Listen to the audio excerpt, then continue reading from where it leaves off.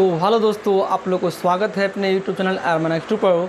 तो आज हम यहाँ पर लेके आए हुए हैं क्लास 10th के जो मोस्ट इंपॉर्टेंट एक्सपेक्टेड क्वेश्चन यहाँ से होते हैं, जो आपको एग्जाम में सीधे फाइनली देखने को मिल सकते हैं।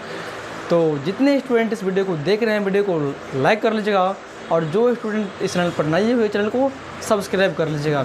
और वीडियो ख़त्म होने के बाद कमेंट बॉक्स में एक छोटा प्यारा सा कमेंट करके बताइएगा ये वीडियो आपको कैसे लगे।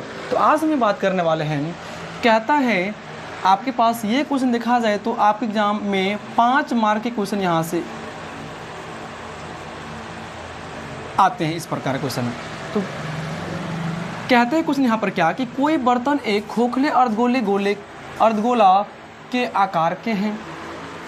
ये ध्यान रखिए बच्चे, सबसे मोस्ट इंपॉर्टेंट बात आपके पास यहाँ पर ये होते हैं कि क्वेश्चन जो कहते हैं, क्वेश्चन रीड करने के बाद फाइनली उसके अनुसार हम वही स्टेप बाय स्टेप चलने वाले हैं।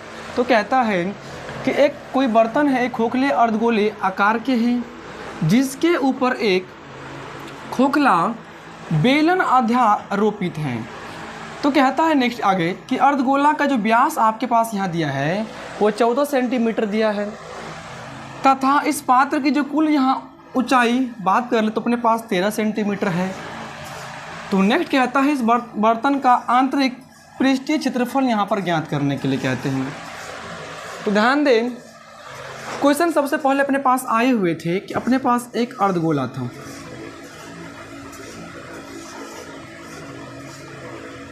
यानी कहने के लिए हम यहां से कह सकते हैं अपने पास एक अर्धगोला था, जिनका व्यास यदि देखा जाए तो आपके पास यहां पर 14 सेंटीमीटर यहाँ इनका व्यास दिया हुआ था। और कहता है इस खोखले अर्धगोले के ऊपर एक खोखला बेलन अध्यारोपित है।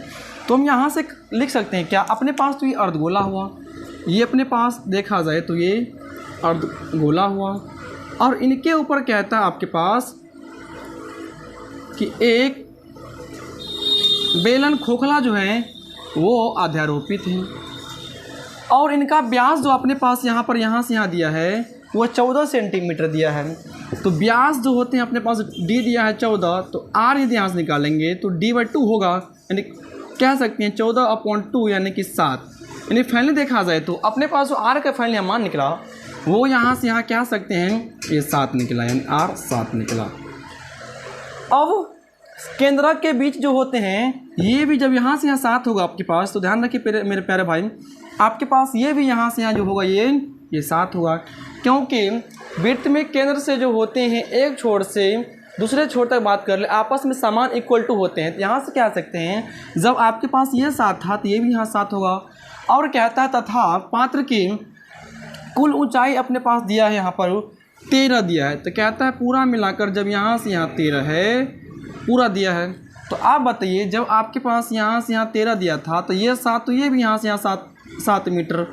और आगे देखा जाए सेंटीमीटर यहाँ देखा जाए तो यदि हम बेलन के परसेंट निकालेंगे तो 13 पूरा 13 है।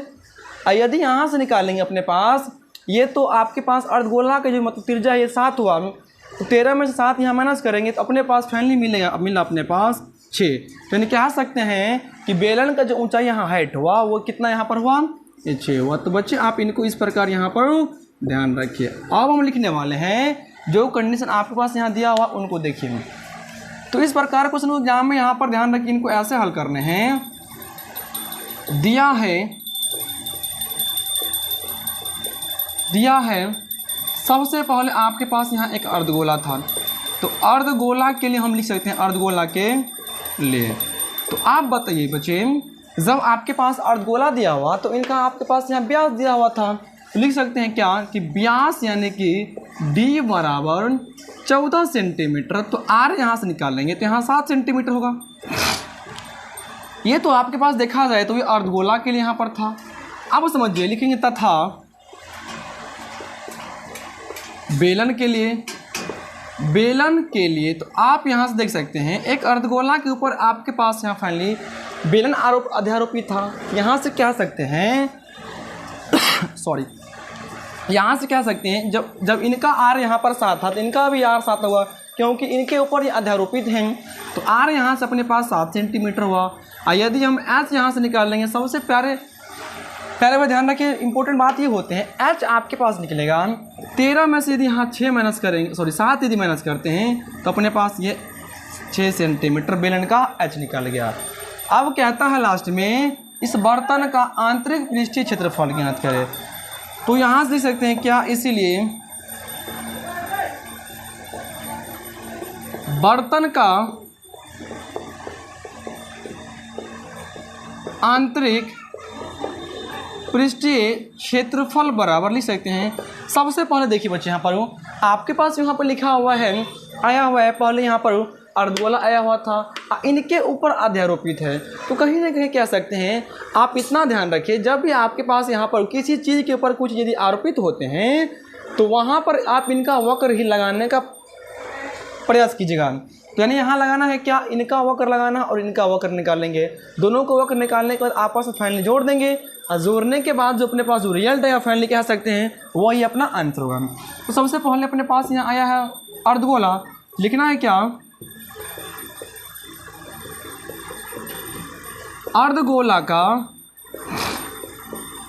वक्र पृष्ठीय क्षेत्रफल प्लस अपने पास बेलन के यहाँ आया है बेलन, लिखना है क्या, यहाँ पर ध्यान रखिए प्यारे भाई, बेलन का वक्र पृष्ठीय क्षेत्रफल। तो यहाँ से कह सकते हैं बेलन अर्धगोला के जो वक्र पृष्ठीय होते हैं वो यहाँ पर 2 पाई आर स्क्वायर होते हैं, प्लस बेलन का जो वक्र होते हैं वो होते हैं 2 पाई आर एच होते हैं। यानी हम यहाँ से इनको स्टडी करने के लिए 2 पाई यहाँ तो 2 पाई यहाँ, तो यहाँ से हम 2 पाई कॉमन ले सकते हैं। अब आर स्क्वायर, ध्यान से देखिए इसको, यहाँ पर आर स्क्वायर यहाँ पर है, यहाँ पर एक ही आर है। तो ध्यान रखिए प्यारे बच्चे, जो आर इनके पास था वो आर इनके पास है, तो हम यहाँ से एक आर भी ले सकते हैं। तो आपके पास फाइनली यहाँ बचा, यहाँ एक आर बचा, फिर यहाँ पर एक एच बचा। तो अब यहाँ बताइए 2 पाई आर इंटू आर प्लस जो एच होते हैं वो बेलन का संपूर्ण पृष्ठीय क्षेत्रफल होते हैं। तो अब इनको यदि क्लियरली देखते हैं तो आपके पास ये अर्धगोला और बेलन आरोपित मतलब पूरा होने के बाद क्या ये बेलना आकार रूप बना कि नहीं बना, यदि इनको देखने वाले होंगे तो ये अपने पास एक बेलन के रूप में बना, यानी कह सकते हैं इसका यानी कि संपूर्ण ज्ञात करने के लिए कहता है। तो लिखना है यहाँ पर 2 का 2। अब पाई के जो बच्चे मान यहाँ पर होते हैं वो 22/7 होते हैं। जब आपके पास बोले पाई का मान लेने के लिए 3.14, तो बच्चे आप इनका मान इतना लीजिएगा, ये तब लेना है जब आपके पास स्पष्ट क्लियरली यहाँ पर कह दे, तभी इतना लेना है। अन्यथा बच्चे पाई का मान 22/7 ही आप यूज़ में ले, ध्यान रखें इन छोटी चीज़ों को। तो पाई का मान 22/7, अपने पास आर का मान देखा जाए तो 7 यहाँ भी है, यहाँ भी 7, कोई एक साथ ले लीजिए, प्लस आर का मान 7 है और एच का मान यहाँ से निकालें, यहाँ से 6 है। तो अपने पास देखा जाए यहाँ पर तो 7 7 यहाँ आर पर हुआ। अब यहाँ बचा है अपने पास 2 × 22 इंटू 7, अच्छा ऐड करने से जो ऐड करने से 13 हुआ, यानी गुना जब इसको करते हैं 22 दूना 44 और 44 गुने 13 अपने पास फाइनली आते हैं 512। इनके बाद सेंटीमीटर स्क्वायर इनको लिख दीजिएगा। इस प्रकार प्यारे बच्चे यदि क्वेश्चन आप अपने एग्जाम में यदि आप हल करते हैं तो डेफिनेटली आप एग्जाम में 5 मार्क आप यहाँ से प्राप्त कर सकते हैं। जो स्टूडेंट इस वीडियो को अभी तक लाइक नहीं किए वीडियो को लाइक कर लीजिएगा। और हाँ, ये वीडियो ख़त्म होने के बाद आप सभी स्टूडेंट इसको एक बार फटाफट यहाँ से स्क्रीनशॉट ले लीजिए और स्क्रीनशॉट लेने के बाद आप इनको अपने नोटबुक में नोट कर लीजिएगा। तो फटाफट इसको एक बार स्क्रीनशॉट ले लीजिए। चलिए